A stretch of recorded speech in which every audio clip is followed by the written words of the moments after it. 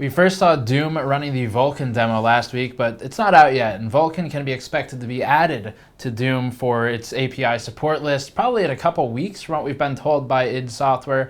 And we saw that, and we're told that at the NVIDIA GTX 1080 Unveil event. Of course, we'll be reviewing that shortly. So that leads to a quick disclaimer before getting into this benchmark. Because the new architecture is right around the corner, that'd be GP104, the GTX 1080 and 1070, and then AMD's Polaris architecture. Because those are right around the corner, if you're watching this to buy a GPU for this game, you may want to wait a couple of weeks and just see how the new cards perform, because it's very likely that they'll be a lot better than what we have now. We're already working on it, but that'll be online shortly. So let's get into this. This is the Doom benchmark. We tested all of our GPUs from 1080 to 4K resolution, including 1440 in the middle, and we ran on ultra settings with a slight splash of medium settings for the low-end cards. Some of the gameplay footage you're looking at from our video is running at 4K ultra on a GTX 980 Ti, just for reference.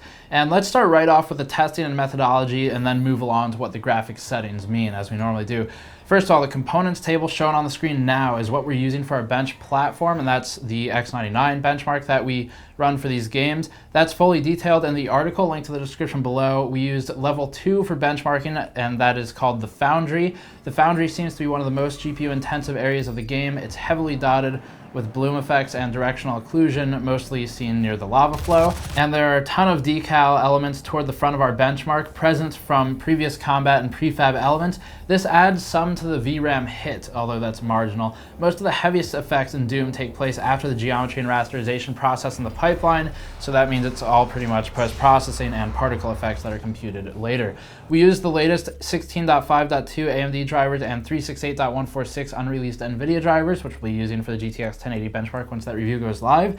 Testing was conducted at ultra settings at 1080, 1440, and 4K, and we used FXAA for anti-aliasing. We did not use temporal anti-aliasing for this test, but did check it briefly and saw performance hit upwards of 10% when using TSSAA 8-tap, which is sort of a GPU agnostic version of TXAA, the temporal NVIDIA solution for anti-aliasing. As always, we conduct a 30-second benchmark 3 times for parity per setting per GPU. So again, 3 tests per configuration per card. Some medium tests were briefly conducted to get an idea for low-end performance. Let's get to the results. At 4K Ultra, Doom proves abusive on the GPU and shows top-end performance of 45 FPS on the GTX 980 Ti with tightly timed 1% and 0.1% low metrics.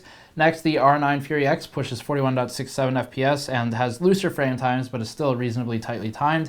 And the performance gap between the 980 Ti and the Fury X is roughly 7.7%, just for an idea. To get reliable 4K performance near 60 FPS, you have to run these cards at a mix of medium to ultra settings with no real anti-aliasing going on for the most part, unless you want to tank some of your other settings. FXAA is okay though. Moving to 1440p, we see this generation of Maxwell, Hawaii, and Tonga GPUs are capable of sustaining 1440p at reasonably playable frame rates. The GTX 980 Ti tops the chart again, and that's a reference clock, by the way, with 86.33 FPS average, 67.33 1% lows, and 60 FPS 0.1% lows, very tightly timed there.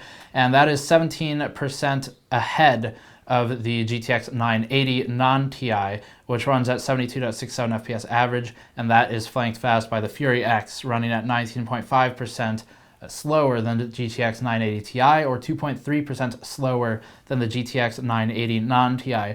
All cards from the GTX 970 and up are playable and able to sustain 1440p frame rates at Ultra, including the R9 Fury X, which we've just added to our bench. And the R9 390X is more or less there, but would hit 60 FPS with some slight settings tweaks, and I do have notes on the 390X in a moment. Finally, at 1080p, we see some interesting performance metrics crop up. The GTX 980 Ti pushes 130 FPS-ish with the i7-5930K CPU we're using on our bench platform. AMD's R9 Fury X has lost some of its lead by the time we get to 1080p, and that is just because the Fury X and other AMD devices tend to do well with abusive pixel throughput, just raw throughput of pixels through the pipe. And the Fury X still holds fast against NVIDIA's best cards. Below the high-end cards, the near 60 FPS hitters include the R9 390X, GTX 960, and R9 290X, a bit old now. And these R9 390X and 290X get obliterated by the GTX 970 though, and that's a performance gap of about 39%.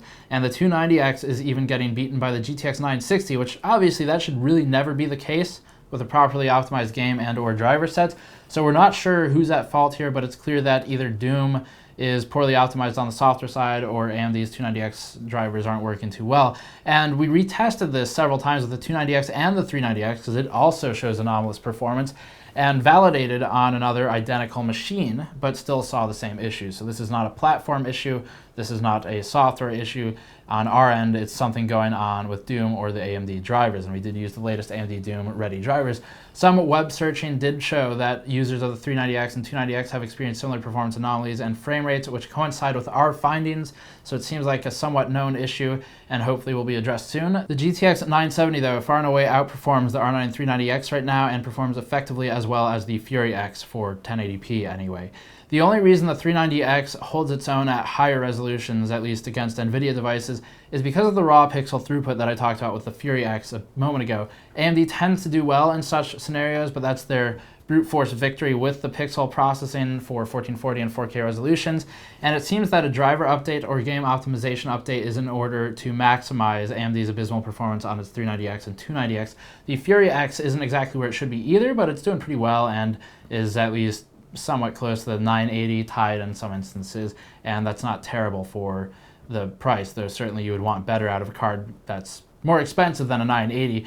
Hopefully, though, the drivers will resolve that. Just for sake of sanity, here's a quick table, non-chart, of a couple medium tests we ran just to show the performance at the medium settings with the 950.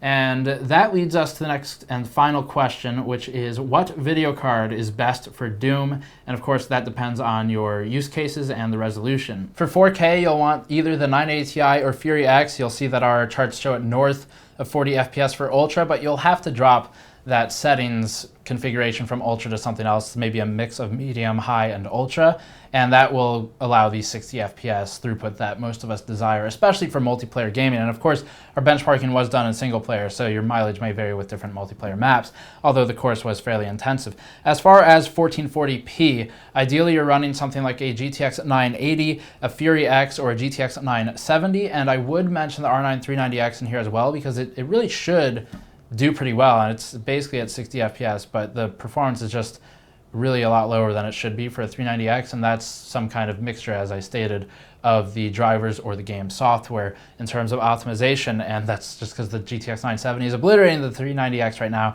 although the Fury X isn't too terrible, but 980 is better value.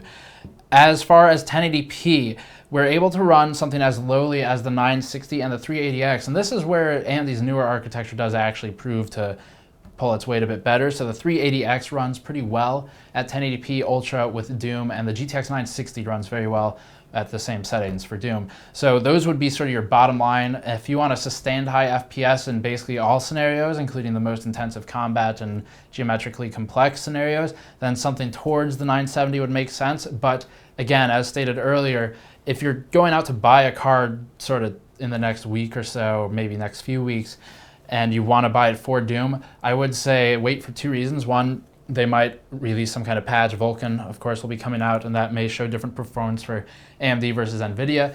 And then game optimization patches may come out, which would resolve this weird 390X issue. And finally, the main thing to look forward to is just the release of the GTX 1080, which is known to be May 27th, the 1070 known to be June 10th, I believe, and then AMD's Polaris. We don't have a release date on that yet, but it should be entering the market at the budget to mid-range class, and that will be in the next few months maximally. So those, depending on what you've got right now, may be worth waiting for. But that is all for the Doom benchmark.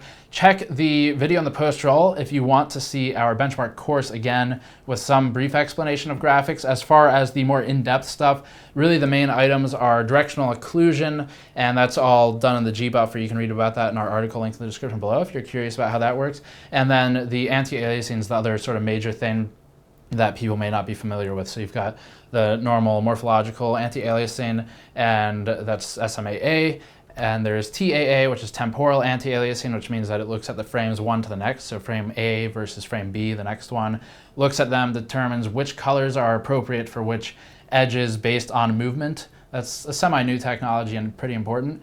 TXAA is not here, but TSSAA is here, and that is another temporal form of supersampling anti-aliasing, hence TSSAA.